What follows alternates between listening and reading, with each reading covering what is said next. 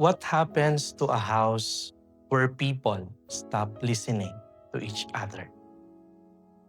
It may still look strong on the outside, but slowly it begins to fall. That is why Jesus says in today's gospel, a house divided against itself cannot stand. Jesus reminds us that evil cannot drive out evil. Only goodness can defeat evil. Only God can bring healing.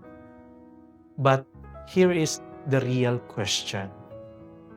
Is our heart divided? We pray, but we refuse to forgive.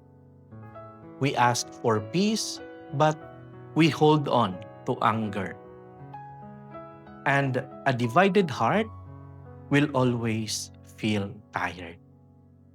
Jesus is inviting us today not to argue, not to accuse, but to open our hearts to the Holy Spirit.